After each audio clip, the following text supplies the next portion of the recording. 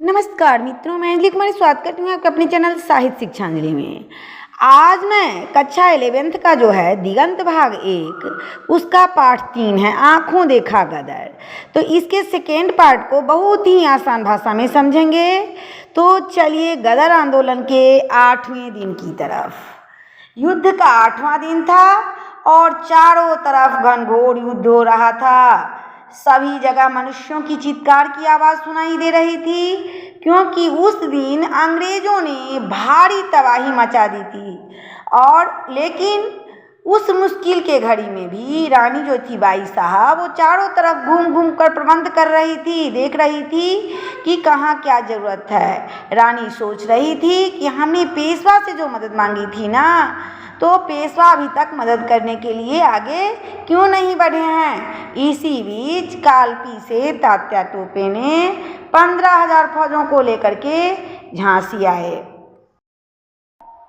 वह लड़ाई का 10वां दिन था। स्थिति ऐसी बन गई थी कि कोई हार मानने के लिए तैयार नहीं था।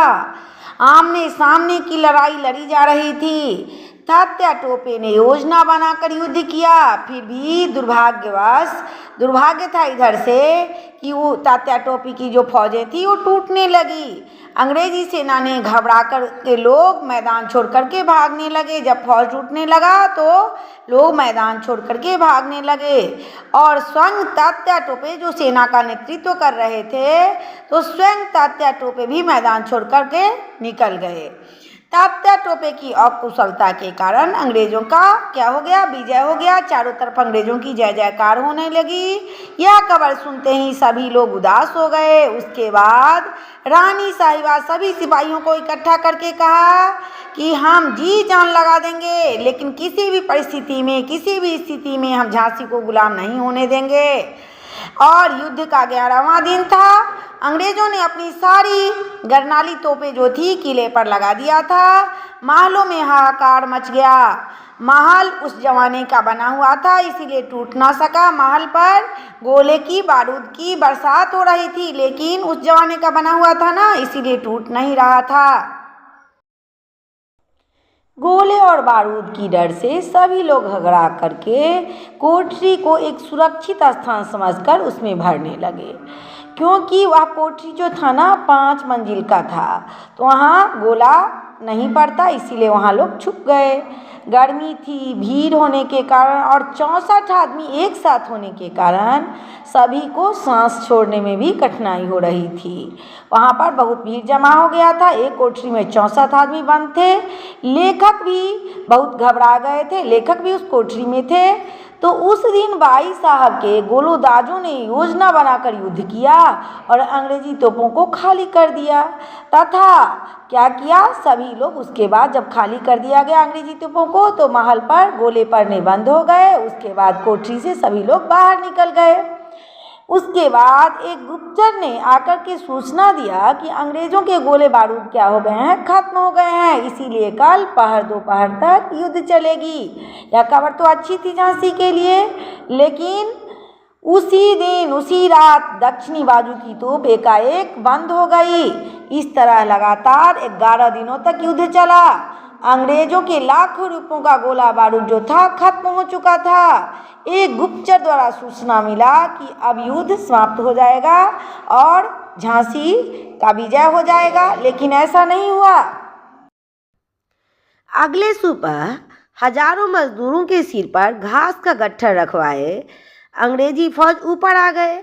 बाई साहब के सिपाही ने उन्हें रोकने की कोशिश की, लेकिन उनकी संख्या कम थी, इसीलिए अंग्रेजी सैनिक ने उन्हें गोली मारकर हत्या कर दी और किसी को तलवार से भी हत्या कर दी और कुछ सिपाही डरकर भाग गए। बाई साहब दुखी मन से दक्षिण दिशा की ओर देखने लगी। वहाँ पर बहुत तरह परेशानी का सामना करना पड़ रहा था उनको। फिर सभी लोगों को बुलाकर कहा कि मैं महल में ही गोला बारूद भरकर इसी में आग लगाकर मर जाऊंगी। आप सभी लोग अपने प्राणों की रक्षा का उपाय सोच लीजिए। किसने कहा? तो बाई साहब ने कहा। ऐसा कहते हुए रानी साहिबा की आंखों में आंसू बह रहे थे। वह वीरांगना थी, इसीलिए उनके आंखों से आंसू बह रहे थे। इस तरह की बात करते हुए उन्हें अच्छा नहीं लग रहा था।